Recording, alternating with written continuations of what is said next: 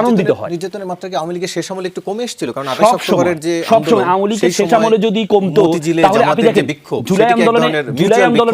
জুলাই আন্দোলনে সবাই অংশগ্রহণ করেছে, সবাই অংশগ্রহণ করেছে, কিন্তু নিষিদ্ধ কাকে করেছে? জামাতকে করেছে। তার মানে কি? জামাতের উপর আক্রোশ ছিল। শেষের দিকে বিএনপির সাথে যখন একসাথে কোনো ধরনের সমাবেশের জন্য বলা হতো, বিএনপি এসে জামাতকে বলতো, দেখেন আপনারা যদি থাকেন তাহলে আমরা অনুমতি পাবো না, আপনারা আলাদা করেন, আমরা আলাদা করি, মানে আমরা অনুমতি পাবো। তার মানে কি? আক্রোশ শেষ পর্যন্ত ছিল। এখন কথা হচ্ছে, জামাতের আমির বলেছে জাতির সাথে যারা অপরাধ করেছে এটা ক্ষমা করার ওনার কোনো অধিকার নাই, কিন্তু ব্যক্তি জামাতের সাথে আমি আল মামুন রাসেলের সাথে কেউ যদি অপরাধ করে আমি তাকে ক্ষমা করার সেই অধিকার আমার আছে। ইসলাম আমাকে দিয়েছে, রাষ্ট্র আমাকে দিয়েছে। জামাত বলেছে জামাতের সাথে যেই অপরাধ করেছে, জামাতের আজকে কোনো দলে, বাংলাদেশের কোনো দল 17-18 বছর তাদের অফিসে তালা বন্ধ থাকে নাই, কোনো দলের রাজনীতি করার অধিকার জামাতের। ঘরে বসে আপনি যখন একটা প্রোগ্রাম করছেন, সেখানে রাষ্ট্রবিধি বলে আপনাকে প্রোগ্রাম থেকে টেনে নিয়ে আপনাকে জেলে বন্দী করা হয়েছে। জামাতকে কোনো রাজনৈতিক অধিকার দেওয়া হয়নি। জামাতের উপর যে অত্যাচার হয়েছে, জামাত বলেছে আমার উপর যে অত্যাচার হয়েছে সেটা আমি ক্ষমা করে দিতে পারি, কিন্তু রাষ্ট্রের উপর যে অত্যাচার হয়েছে, ছাত্র জনতার উপর যে অত্যাচার হয়েছে সেটা আমি কোনো ক্ষমা করতে পারি না। এই জন্য প্রথম আওয়ামী লীগ নিষিদ্ধের ব্যাপারে জামাত আন্দোলন করেছে, বিএনপি কিন্তু আন্দোলন করে নেই। এই রাষ্ট্রপতি চুপ্পুকে সরানোর জন্য জামাত আন্দোলন করেছে, বিএনপি সেখানে না করেছে। এবং আপনি সর্বশেষ এই যে অ্যাটর্নি জেনারেল ছিল, যে বর্তমানে এমপি পার্টি আসাদ সাহেব, তিনি বলেছেন জামাতের পক্ষ থেকে রিট আসছে আওয়ামী লীগকে নিষিদ্ধ করার জন্য, আমি বাধা প্রদান করেছি। আপনি কুমিল্লাতে দেখেছেন 200 জন একসাথে আওয়ামী লীগের জামাতে এইতে আওয়ামী লীগের লোকজন বিএনপিতে যোগদান করেছে, আনুষ্ঠানিক বৈধতা দিয়ে দেওয়া হয়েছে। বাংলাদেশের কোথাও আনুষ্ঠানিক বৈধতা দেওয়া হয়নি। সুতরাং আজকে যদি জামাত যদি এ কথা বলে, জামাতের সাথে যেটি হয়েছে জামাত সেটিকে ক্ষমা করতে পারে, কিন্তু রাষ্ট্রের সাথে আপনি দেখেন ট্রাইব্যুনালে যে প্রসিকিউটর আছে, বিএনপিকে বলা হয়েছে যে আপনি দেখেন প্রত্যেকটা বাংলাদেশের যত জায়গায় পাবলিক প্রসিকিউটর আছে সেখানে 80 থেকে 90% ছিল বিএনপির, 10 থেকে 20% ছিল জামাতের। ট্রাইব্যুনালে বিএনপিকে বলা হয়েছে যে আপনারা ট্রাইব্যুনালে প্রসিকিউটর দেন, বিএনপি একজনের প্রসিকিউটর দেয় না ট্রাইব্যুনালে। কেন দেয় নাই? কারণ তারা জানে যেটা আওয়ামী লীগের বিচার হবে, বিএনপির মন থেকে আওয়ামী লীগের বিচারটা চায়। কেমন হলো না যে জামাত আওয়ামী লীগকে ক্ষমা করে দিয়েছে, আবার জামাত আওয়ামী লীগকে ক্ষমা করে নাই। জামাতের উপরে যে অপরাধটা হয়েছে ব্যক্তি জামাত, সেটা জামাতের রাষ্ট্র প্রসিকিউশনে জামাতের লোক যাচ্ছে, আবার এদিকে জামাত আওয়ামী লীগকে ক্ষমাও করে দিচ্ছে, মানে সবিরোধী অবস্থা। আমি আপনাকে বলেছি জামাত ব্যক্তির অপরাধ, রাষ্ট্রের যে অপরাধ যেটি করেছে, আপনি 1500 জনকে হত্যা করেছেন, সেটার বিচার কিন্তু বিচারের প্রক্রিয়ার জন্য ক্ষমা করার কারণে আওয়ামী লীগ কি মানে রেহাই পাবে কিসে? আপনি সাপোজ আমি আপনাকে ক্ষমা করে দেওয়ার কারণে কিসে রেহাই পাবে? আমি আপনাকে বলেছি যে জামাত যেমন জামাতের সংগঠনের সাথে যতগুলো অপরাধ করেছে, সংগঠনকে তার রাজনৈতিক অধিকার দেওয়া হয় নাই। অপরাধী হয় যে মামলাগুলো হয়, সেখানে জামাত ক্ষমা করার সাথে এটার সাথে কোনো সম্পর্ক নেই। আপনি দেখেছেন, আমি একটা এক্সাম্পল দিয়ে শেষ করছি রাসেল, একটা এক্সাম্পল। মক্কা বিজয়ের পর আল্লাহ রাসূল সবাইকে ওপেনলি ক্ষমা করেছেন, ওপেনলি ক্ষমা করেন। তার চাচাকে হত্যা করেছেন হিন্দাকে বলে তুমি আমার সামনে এসো না, তুমি আমার সামনে এসো না, কিন্তু আমি ব্যক্তি হিসেবে ক্ষমা করে দিয়েছি। এটা ইসলামী শিক্ষা। আপনার কাছ থেকে জানতে চাই, বিএনপি মহাসচিব মির্জা ফখরুল ইসলাম আলমগীরও বলেছেন এবার তো নৌকা নাই, নৌকা পালাইছে, শেখ হাসিনা ভারতবর্ষে চলে গেছেন, মাঝখানে তার সমর্থক আছে, তাদের বিপদে ফেলে গেছে, আমরা সেই বিপদে তাদের পাশে দাঁড়িয়েছি, আওয়ামী লীগের নিরপরাধ সমর্থনকারীদের পাশে থাকবে বিএনপি। মানে দিন শেষে সবাই ভোটার হিসাবে সব আওয়ামী লীগকেই চাইছেন, তাই তো? এরকম কিনা? এটা ইলেকশনের যেহেতু সামনে, ইসলামের যদি প্রতিনিধিত্ব করে থাকে তাহলে আমরা দোষারোপের রাজনীতিতে কেন যাব? আমরা ইসলামের কথা বলছি একদিকে, ইসলাম ক্ষমাশীলকে পছন্দ করেন এবং মাফ করে দেওয়া, কাউকে তার অপরাধ স্বীকার আসলে সেটাকে, এবং নিজে অপরাধ করলো সেটাও ক্ষমা চেয়ে নেওয়া, এটা কিন্তু ইসলামে বলা হয়েছে। কিন্তু এটা কি জামাত করেছে? আপনি দেখেন জামাত বারবার যে কথাটা বলছে, আমরা ইসলামিক শরিয়াতে চলতে চাই, ইসলামিক শরিয়াতে আমরা এগিয়ে যেতে চাই, উনিও ওনার কথায় বারবার এই কথাটা বলছেন। আমি একটা কথা শুধু বলতে চাই, জামাত কিন্তু গত 16-17 বছরে আওয়ামী লীগের যেমন প্রতিপক্ষ ছিল এবং আওয়ামী লীগ থেকে সবচাইতে বেনিফিশিয়ারি ছিল, এবং জামাত কিন্তু বিএনপির সময়ে বেনিফিশিয়ারি ছিল। উনি নিপীড়ন নির্যাতনের কথা বলেছেন, আবার আওয়ামী লীগের কাঁধে ভর করে কিন্তু জামাত শিবিরের কার্যক্রম ছিল, ভিন্ন নামে ছিল। আপনি দেখেন, আমি গতকাল হাবিবুল্লাহ বাহার কলেজে গেলাম, শিবিরের একটা কমিটি নিয়ে আসলো, এবং যে ছেলেগুলো আসলো ওরা কিন্তু আগে থেকেই ছিল, ওরা ছাত্রদল করতো। আমি ওদের বললাম, তোমরা কেন আগেই কমিটি ডিক্লেয়ার করলে না? তোমরা তো আগে করলেও পারতা, তাই এটা তো দোষের কিছু না। তোমরা ছাত্র শিবির করো, মোস্ট ওয়েলকাম, এখানে ছাত্র ইউনিয়ন করতে পারে, ছাত্রদল করতে পারে, ছাত্রমৈত্রী করতে পারে, সেটা কেন আগে ডিক্লেয়ার করলে না? এই যে গুপ্তভাবে বিএনপির কাঁধে ভর করে রাজনীতি করা, গুপ্তভাবে আওয়ামী লীগের কাঁধে ভর করে রাজনীতি করা, এটা কিন্তু ইসলামের কথা বলেনি। ইসলামে কিন্তু আপনি দেখেন প্রফেট মোহাম্মদ পিস বি আপন হিম, উনি ধর্মপ্রচার করেছেন 12-13 জনকে নিয়েও, শত বিপত্তির মধ্যে করেছেন। কাজে আমার কাছে মনে হয় বারবার ইসলামকে টেনে ইসলামের প্রতিনিধিত্ব করছে, এটাতে আমি স্ট্রংলি দ্বিমত পোষণ করছি।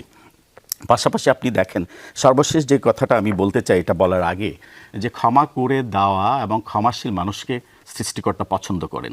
কিন্তু আমি যদি কখনো অপরাধ করে থাকি আগে আমার কৃতকর্মের জন্য, আমি কি সে মাপ চেয়েছি? আমি কি জাতির কাছে ক্ষমা চেয়েছি? ৭১-এ কৃতকর্মের জন্য উনি বলেছেন, ৭১-এ কৃতকর্মের জন্য যাদের ফাঁসি হয়েছে রাষ্ট্রীয়ভাবে, এটা তিনি বলছেন এটি জুডিশিয়াল কিলিং, তিনি সেটি জুডিশিয়াল কিলিং, সেটা যদি ইন ফিউচারে প্রুফ হয় যে হ্যাঁ ওই জুডিশিয়াল কিলিং ছিল, উনি ওনার স্টেটমেন্ট থেকে সেটা বলতে পারে, যদি নির্দোষ হয়েও কাউকে ফাঁসিতে দেওয়া হয়, সেক্ষেত্রে সেটা নিয়ে আমি আসলে কোনো বিতর্কে যাচ্ছি না। কিন্তু ৭১-এ জামাতের কি রোল ছিল এটা কিন্তু জাতি স্পষ্টভাবে জানতে চায়। এই রোলের জন্য, ৭১-এর এই ভূমিকার জন্য জামাত কি অদ্যাবধি ক্ষমা চেয়েছে? জামাত কি জাতির কাছে এটা নিয়ে কখনো ক্ষমা চেয়েছে? জামাত বলেছে আওয়ামী লীগকে মাফ করে দিয়েছে, কিন্তু নিজেকে নিজের কৃতকর্মের জন্য ক্ষমা চেয়েছে। সেটা কিন্তু আগে বেশি প্রয়োজন। আমি আরেকজনকে ক্ষমা করার আগে যেটা আমার প্রয়োজন, আমি আমার কৃতকর্মের জন্য সংশোধন যদি আমি হতে চাই, আমি আমার আগের কৃতকর্মের জন্য কিন্তু ক্ষমা চাইতে হবে, যেটার জন্য সাফার করেছে। উনি যে কথাগুলো বলছেন, উনি কিন্তু তখন ৭১-এ, আমি জানি না উনি জন্মগ্রহণ করেছেন কিনা, আমি ওনাকে বলছি না, আমি ওই সংগঠনটাকে বলছি যারা ওই কৃতকর্মের জন্য, যারা আজকে যে শিবির করছে সে কিন্তু রাজাকার ছিলেন না। কিন্তু ওদের কাছেও স্পষ্ট হওয়া প্রয়োজন। কেন স্পষ্ট হওয়া প্রয়োজন? যে আপনি যে সংগঠনটা করছেন, যে সংগঠনের লেজুর ভিত্তি করছেন, সেই সংগঠনটা ৭১-এ কি করেছে এটা কিন্তু এই যে তরুণ প্রজন্মের কাছে ক্লিয়ার করতে হবে। তারপরে মাফ করার প্রশ্ন আসবে যে আপনি আপনার আওয়ামী লীগকে মাফ করছেন কিনা। জি, অধ্যাপক সাইদ ফেরদৌস, একটু আপনার কাছ থেকে জানতে চাই, আমরা ভোটারদের যদি আওয়ামী লীগ হয় তাতে কোনো সমস্যা নাই, কিন্তু এই নিরপরাধ ভোটারই যদি প্রার্থী হয় তাহলে আবার সমস্যা আছে, তিনি তখন দোষর হয়ে যান। আপনার কাছ থেকে জানতে চাই। না, সেটা তো আমরা একটু আগে আসলে যখন রেকর্ডিং এর বাইরে যখন আমরা ছিলাম, তখন ক্যামেরা যখন অফ ছিল, তখন আমরা এটা আলাপ করছিলাম যে আসলে তো ধরেন ট্যাগিং এর যে রাজনীতিটা চলছে, ফলে দেখা যাচ্ছে যে একজন নিরপরাধ ব্যক্তি হয়তো আওয়ামী লীগ সমর্থন করেন অথবা আওয়ামী লীগ করেছেন, কিন্তু তার বিরুদ্ধে কোনো ফৌজদারি অপরাধ তিনি সংশ্লিষ্ট নন, তার বিরুদ্ধে কোনো মামলা নেই, কিন্তু তাকে স্রেফ দোষর বলে ট্যাগিং লাগিয়ে দেওয়া হচ্ছে। আর প্রার্থী থাকলে রাজনীতির মাঠে তো প্রতিপক্ষরা এই সুযোগগুলো ব্যবহার করছে, সেগুলো দুঃখজনক। কিন্তু আমি এখানে একটু আগে দুজন যে আলোচনা করলেন সেখানে আসলে ফিরতে চাই। দেখেন দুটো জিনিস, একটা হচ্ছে জনাব রাসেল যেটা বললেন, উনি বয়সে তরুণ এবং ভালো বক্তা বটে, আইনের মানুষও বটে। উনি একটা কথা বললেন, সেটা হচ্ছে যে জামাতের সাথে অপরাধ যেটা করেছে সেটার ব্যাপারে ক্ষমা করে দিয়েছে। দেখেন এটা তো আপনি সেপারেট করতে পারবেন না, কারণ জামাতের সাথে যেটা অপরাধ সেটা তো একই সাথে রাষ্ট্রের সাথেও অপরাধ। তার মানে আপনি জামাতের সাথে অপরাধ ক্ষমা করে দিচ্ছেন, আবার রাষ্ট্রের সাথে অপরাধ ক্ষমা করছেন না, তো ওটা একই অপরাধ। কারণ আপনাকে রাজনীতি করতে দিচ্ছে না, এটা আপনার মৌলিক অধিকারকে লঙ্ঘন করছে, এটা তো রাষ্ট্রের আইনকে লঙ্ঘন করছে। ফলে আপনার কিন্তু এটা কিন্তু তখন আর এই জায়গায় থাকছে না। এটা হচ্ছে একটা জিনিস। আর একটা জিনিস হচ্ছে ৭১-এর প্রশ্নে যেটা বলা হলো, যেটা তৌফিক বললেন, অধ্যাপক তৌফিক বললেন, সেটা কিন্তু খুব গুরুত্বপূর্ণ যে ৭১-এর প্রশ্নে, হ্যাঁ আমি এটা স্বীকার করি যে ওই বিচারের প্রক্রিয়া আওয়ামী লীগ কলুষিত করেছে। এটাই আমাদের দুর্ভাগ্য যে এবারও জুলাই নিয়ে যে বিচার হচ্ছে সেখানে ধরেন আমরা দেখছি যে অমুককে, সাকিব আল হাসানকে আপনি হয়তো হত্যা মামলা দিয়ে দিলেন, কথার কথা। তো এটা কোনো কাজের কথা না, আপনাকে মামলা দিতে হবে যেই মামলার মেরিট আছে, তাই না, স্পেসিফিক। আপনি এই বিচারটাও যেমন প্রহসনের বিচার হলো, আওয়ামী লীগ হয়তো যুদ্ধ অপরাধের বিচারটাকেও প্রহসনের বিচার করেছে, সেটাই আমাদের দুর্ভাগ্য। কিন্তু আসলে তো ৭১ প্রশ্নে একটা পরিষ্কার বিচার হওয়া উচিত, কারণ জামাতে ইসলাম সাংগঠনিকভাবে তখন যে পজিশন নিয়েছিল, তারা যদি সাংগঠনিকভাবে ডিক্লেয়ার করতেন, এটাই ছিল এই জুলাইয়ের অভ্যুত্থানে তারা সম্মুখ সারিতে ছিলেন, সেটা আমরা মেনে নিয়েছি, স্বীকার করি। এবং বাংলাদেশের মানুষ যারা মুক্তিযুদ্ধের পক্ষের মানুষ তারাও সবাই স্বীকার করে যে না ঠিক আছে, জামাতে ইসলাম এবার এই আন্দোলনের লেজিট ফোর্স। এইটাই ছিল সবচেয়ে ভালো সময় যে তারা যদি উঠে দাঁড়িয়ে বলতেন যে সাংগঠনিকভাবে আমরা যে রাজনৈতিক সিদ্ধান্ত নিয়েছিলাম সেই রাজনৈতিক সিদ্ধান্ত বাংলাদেশের জনগণের বিপক্ষে গেছিল এবং সেটার জন্য আমরা ক্ষমা প্রার্থী। এবং আমরা আপনি তো নাৎসিরা তো আর নাৎসি নাম নিয়ে রাজনীতি করতে পারে না। জামাতে ইসলামী যদি জামাতে ইসলামের নাম বাদ দিয়ে নতুন নাম নিয়ে নতুন প্রজন্মকে নিয়ে আগাতো এবং এইরকম একটা আন্দোলনের পরে তাদের লেজিট ফোর্স হিসেবে তারা যখন মাঠে ছিল, তখন কিন্তু তাদের জন্য এটা একটা বিরাট অ্যাডভান্টেজ হতো। কিন্তু আনফর্চুনেটলি জামাত ৭১-এর প্রশ্ন আসলেই চাতুরীরা আশ্রয় নেয়। যে উত্তরটা দেয় তারা, এটা খুব একটা চাতুর্যপূর্ণ উত্তর। হ্যাঁ আমরা ক্ষমা চেয়েছি, আর কত ক্ষমা চাইবো। এক সময় তো জনাব মতিউর রহমান নিজামী এবং কামরুজ্জামান যখন ক্যাবিনেটে ছিলেন তখন তো এই কথা বলেছেন তারা যে না বাংলাদেশে কোনো যুদ্ধ অপরাধ সংগঠিত হয়নি। তো এগুলো তখন তারা বলেছেন। ফলে জামাতের কিন্তু নিজের জায়গা আছে এটা পরিষ্কার করার, এবং জামাত তখন বাংলাদেশের জনগণের বিরুদ্ধে করেছেন। কোনো শহীদ পরিবার তাকে যদি মাফ করে দেয় দিতে পারে, কিন্তু বাংলাদেশের জনগণ ওভারঅল বা মুক্তিযুদ্ধের কারণে তাদের তো সাংগঠনিকভাবে দায় স্বীকার করতে হবে। তো এই দায় স্বীকারটা না করাটা কিন্তু আসলে কোনোভাবেই তাদেরকে দিচ্ছে না। বারবার এই প্রশ্নটা করা হয় এবং তাদের মনে হয় যে তাদের প্রতি আনফেয়ার আচরণ করা হচ্ছে, তাদেরকে নিয়ে বারবার একই অপরাধের মধ্যে ফেলা হচ্ছে। এটা তো শেষ হয়ে যেতে পারতো এই দফাতেই, এটা আমার মনে হয়েছে। আপনার কাছে যেটি প্রশ্ন রেখেছিলেন মোহাম্মদ তৌফিকুল ইসলাম, গুপ্ত রাজনীতি বা গুপ্ত থাকা ইসলাম সমর্থন করে কিনা একটু আপনার কাছ থেকে জানতে চাই, কারণ 5 আগস্টের পরে আমরা এরকম অনেক ঘটনা দেখেছি শিবিরের বিশেষ করে। দেখেন, আমি এই বিষয়টা সহ দুইটা বিষয় আসছি। একটা হচ্ছে রিসেন্টলি আমার সম্মানিত একজন শিক্ষক যুদ্ধ অপরাধ বা জামাতের একাত্তরের ভূমিকা নিয়ে আলোচনা করেছেন। দেখেন, আমার সম্মানিত একজন শিক্ষক বলেছেন যে জামাতের যখন মন্ত্রী ছিলেন তখন বলেছে যে খুব মিডিয়াতে বলেছেন যে বাংলাদেশে কোনো যুদ্ধ অপরাধী নেই। এটা কোন সেন্সে বলেছেন? আমাদের জেনেভা কনভেনশন, আন্তর্জাতিক ক্রিমিনাল আইন যেটা আছে, সেই কনভেনশন যুদ্ধ অপরাধী কারা? যুদ্ধ অপরাধী হচ্ছে তারাই যারা সশস্ত্র বাহিনীতে অংশগ্রহণ করেছে, এবং সে বাংলাদেশে যারা যুদ্ধ অপরাধী ছিল তাদেরকে সিমলা চুক্তি এবং দিল্লি চুক্তির মাধ্যমে তাদেরকে সবাইকে পাকিস্তান হস্তান্তর করা হয়েছে। এবং তাহলে যারা সহযোগিতা করেছে তারা যে কোলাবোরেটর, দালাল আইন 1972 সালে দালাল আইন করেছিল, সে দালাল আইনে 37,000 মামলা, সে দালাল আইনে 2800 মামলা হয়েছে, 37,000 আসামি ছিল, নট এ সিঙ্গেল। 37,000 আসামির মধ্যে নট এ সিঙ্গেল জামাতের ছিল না, একজনও ছিল না। এবং কি আপনি আজাদ সাহেবের সর্বশেষ বাংলাদেশের নতুন বাংলাদেশ আসার পরে রিফাত সাহেব বাংলাদেশের ইতিহাসের শ্রেষ্ঠ বিচারপতি বলা, প্রধান বিচারপতি, ওনার যে অ্যাপ্লাই ডিভিশন, সেই ডিভিশনে বলেছে গ্রস মিসক্যারেজ অফ জাস্টিস, বিচারের নামে সবচেয়ে বেশি অবিচার হয়েছে। কারণ যে সাক্ষীগুলো বলেছে যে সাক্ষী দিতে আসে তার বাবার নাম বলতে পারে না, কিন্তু হচ্ছে আসামির নাম বলতে পেরেছেন। বিচারের প্রক্রিয়াতে হয়তো ত্রুটি আওয়ামী লীগ বিচারের করেছে, নামে অবিচারটা কিভাবে হয়েছে আমি আপনাকে বলি রাসেল ভাই। না, সেটি আমি বলেছেন বিচারের নামে উনিও, যে বিচারের নামে প্রক্রিয়াতে ত্রুটি হয়েছে, কিন্তু ঘটনা কি মিথ্যা কিনা? আব্দুর রহমান নিজে ঘটনা বলতে হচ্ছে আপনি যখন যাদেরকে স্পেসিফিক, আপনি তো যখন ক্রিমিনাল অফেন্সে তখন স্পেসিফিক এলিগেশন নিয়ে আসেন। যেমন সাইদি সাহেবের বিরুদ্ধে স্পেসিফিক এলিগেশন নিয়েছে, উনি বিশাব আলী হত্যা করেছেন, সেটা কি বলে বিশাব আলীর, আপনি দেখেন বিশাব আলীর তার স্ত্রী মামলা করেছেন, তখন মামলা করেছেন যে আসামি স্পেসিফিক করে আসামির নাম দিয়েছেন, এবং উনি একটা বই লিখেছেন। কনফিউশন তৈরি হচ্ছে, আমি শেষ করছি, সেখানে একটা বই লিখেছেন, বইয়ের মধ্যে এই ঘটনাটা তো মিথ্যা হয়ে যায় না, না, সেটা ঘটনা সত্য, কিন্তু আপনি অবিচার কোনটাকে বলে? আপনার ঘটনা হচ্ছে আপনি ঘটিয়েছেন, আমার নামে আপনি দিয়ে দিলেন, তো এটা অবিচার নয়। সেটি তার ক্ষেত্রে, আপনি বলছেন ঘটনা সত্য, এর মানে কি আপনি আমার নামে দোষারোপ দিতে পারবেন? বাকি সব ঘটনা সত্য, তার মানে কি আপনি আমার উপর দিতে পারবেন? আপনি যখন বিশাব আলী নিজের স্ত্রী নিয়েই ঘটনা সত্যি হয়, তখন যদি আমরা প্রক্রিয়াটা মিথ্যা হলে প্রক্রিয়া মিথ্যা, ঘটনা মিথ্যা হয়ে যায়। অবিচার মানে কি?